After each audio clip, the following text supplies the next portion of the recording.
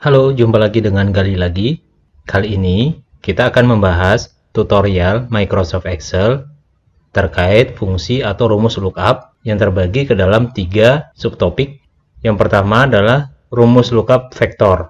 Yang kedua, perbedaan antara lookup dengan VLOOKUP ataupun HLOOKUP. Yang ketiga, rumus lookup array. Di sini juga akan dibahas aturan-aturan apa saja yang perlu kita perhatikan supaya rumus lookup menghasilkan nilai yang tepat atau nilai yang benar. Pada intinya, lookup adalah rumus di dalam Microsoft Excel yang digunakan untuk menampilkan nilai yang diinginkan sesuai dengan kriteria tertentu. Rumus lookup ada dua. Yang pertama adalah lookup vektor dan yang kedua adalah lookup array.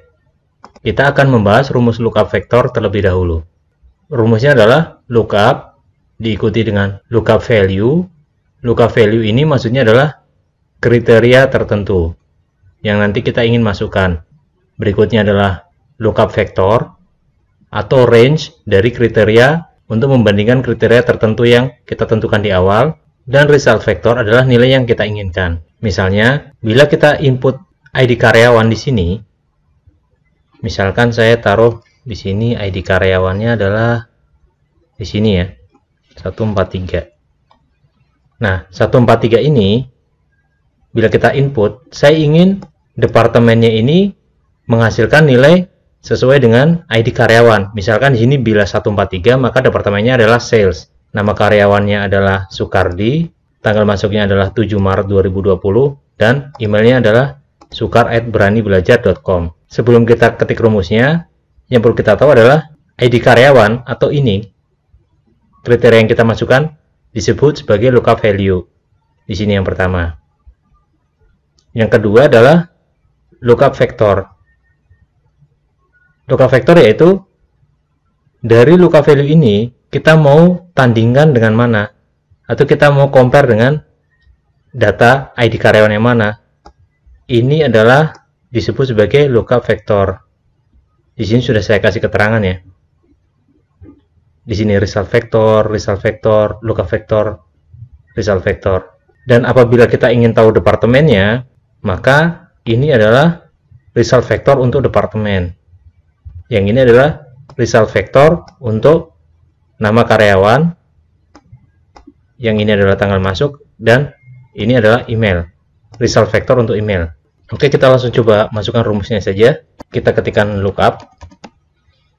Lookup value-nya adalah ini.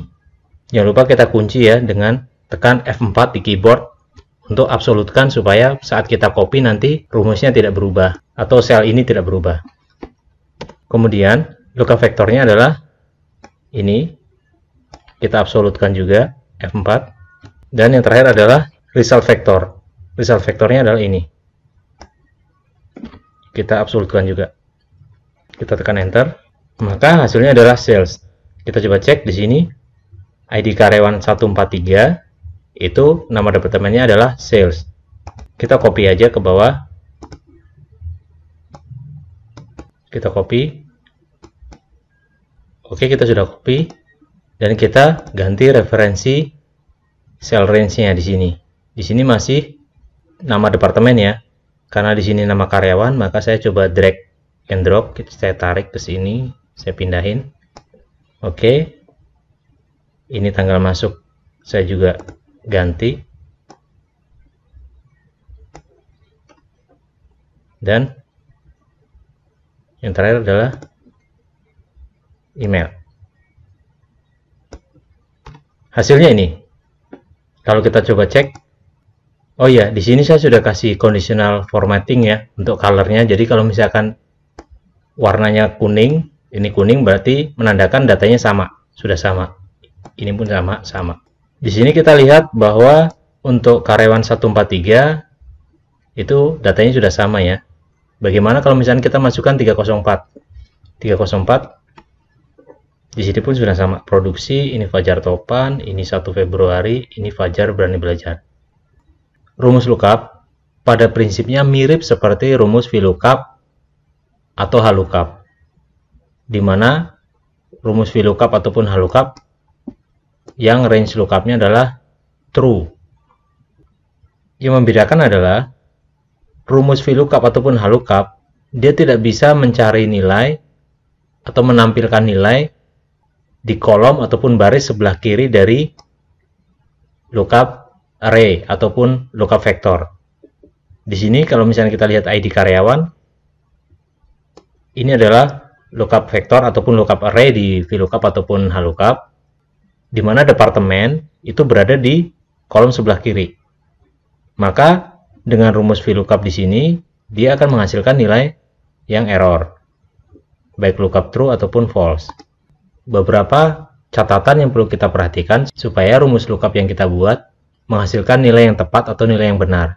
Yang pertama adalah lookup vektor, yaitu ini atau ID karyawan, harus diurutkan dari nilai terkecil sampai ke terbesar atau ascending.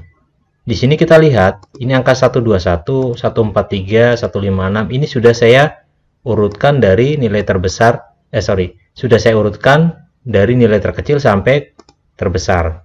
Bagaimana kalau misalkan kita urutkan dengan posisi descending atau dari nilai besar ke kecil? Kita akan coba ya, kita lihat, saya blok di sini, kolom lookup vektor ini, kita klik data, kita sort, descending, kita pilih continue. Oke, ini seolah-olah tidak ada masalah. Kalau misalkan kita masukkan 301, maka dia akan error. Di sini akan error. Kenapa? Karena data lookup vektornya posisinya adalah descending, bukan ascending. Ini yang perlu diperhatikan. Dan di sini kita lihat mirip ya, baik lookup ataupun VLOOKUP yang true, yang range lookupnya true, sama-sama menghasilkan nilai yang error. Sementara VLOOKUP yang false menghasilkan nilai yang benar. Kita lihat di sini 301 itu adalah Lukito, abaikan departemen ya karena error. Dia nggak bisa mencari dari kolom sebelah kiri. Ini tanggal masuk 4 Juni, ini Lukito berani belajar benar. Oke, kita kembalikan lagi posisinya. Catatan yang kedua, bila lookup value, ini adalah lookup value, lebih besar dari lookup vektor, ini adalah lookup vektor, maka result vektornya sesuai dengan nilai terbesar lookup vektor tersebut. Maksudnya gimana? Misalkan gini, di sini nilai terbesar dari lookup vektor adalah 1301. Kalau saya masukkan di sini 4000, maka dia akan memilih baris ini. Baris ini, kita coba enter ya. Lihat. Padahal di sini 4000. Jadi yang di sini sudah benar. Ya kalau misalkan saya masukkan 5000 juga sama. Tetap dia akan result vektornya akan sesuai dengan nilai terbesar. Di sini finance, ini finance, Tora Suro, ini Tora Suro. Catatan yang ketiga, bila lookup value, ini lookup value, lebih kecil dari lookup vektor, ini lookup vektor, maka result vektornya akan bernilai error NA. Kita coba lihat ya. Di sini nilai terkecil adalah 121. Semisal saya masukkan di sini 100, maka semuanya akan bernilai error. Berikutnya, bila lookup value berada di antara range lookup vektor, maka result vektornya sama dengan nilai terkecil terdekat dari lookup vektor. Misalnya, kita lihat di sini ID karyawan dimulai dari ID 121 sampai ID 1301. Bila saya masukkan nilai 200 yang ada di sini, kalau saya masukkan di sini ID-nya 200 dan saya ingin mencari departemen, nilai 200 di sini berada di antara 156 sampai 301. Dia ada di tengah-tengah sini. Maka result vektornya sama dengan nilai terkecil terdekat dari lookup vektor. Dia akan memilih angka 156, bukan angka 301. Atau di sini saya masukkan 250 saja deh. Di mana 250 lebih dekat ke 301 daripada ke 156. Tapi aturan mainnya di sini adalah nilai terkecil terdekat dari lookup vektor. Nilai terkecil yaitu ini, bukan yang ini. Ya, saya coba masukkan 250 ya. dia akan memilih 156, bukan 301. Catatan yang kelima, range lookup vector sama dengan range result vector, same size. Maksudnya adalah, ini adalah lookup vector, ini size-nya.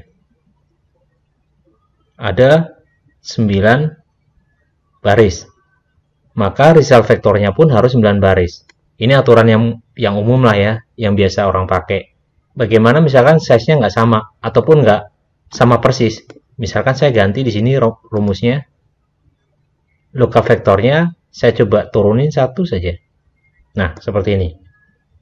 Maka hasilnya berapa? Apakah masih tetap QC atau apa departemennya? Kita coba lihat ya. Kita enter. Maka departemennya sales.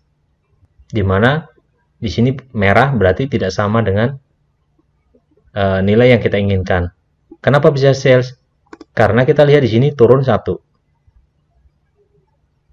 Kita turun 1. Sementara dari nilai range lookup, dia akan tetap mempertahankan. Meskipun ini turun 1, dia tetap bertahan di tambahkan dengan 1. Maka dia akan memilih yang ini. Kalau misalkan di sini saya rubah menjadi ke atas, seperti ini, maka dia akan mengambil nilai purchasing sebagai departemennya. Kita coba enter ya. Benar ya? Purchasing. Oke, kita kembalikan lagi. Sejauh ini sudah paham ya, apa sih perbedaan antara lookup, VLOOKUP, true ataupun false, dengan melihat catatan ini. Yang terakhir, kita akan menggunakan rumus lookup dengan rumus yang kedua, yaitu lookup array. Misalnya kita mempunyai data ini, ya, data range untuk gaji, yaitu misalkan ini dalam ribuan rupiah, misalnya 1000 sampai dengan 5 juta, maka grupnya adalah grup gaji kurang dari 5 juta. Ini 5 juta 1000 sampai dengan 10 juta, maka dia ada di range ini. Bila saya masukkan di sini 20 juta, maka nilainya adalah ini ya, harusnya ini. Karena 20 juta ada di sini. Atau biar mudah 18 juta deh. Oke, 18 juta. Maka rumus lookupnya mirip dengan rumus lookup yang di depan tadi. Nanti saya kasih tahu perbedaannya. Lookup value-nya adalah ini, koma. Lookup array-nya adalah ini. Kita blok semuanya. Oke. Ini ya. C4 sampai F9. Kurung tutup, enter. Maka nilai 18 juta atau 18.000 di sini, dia berada di range 15.000 sampai 20.000. Dan di sini kalau misalnya kita menggunakan VLOOKUP dengan range lookup true, akan menghasilkan nilai yang sama pula.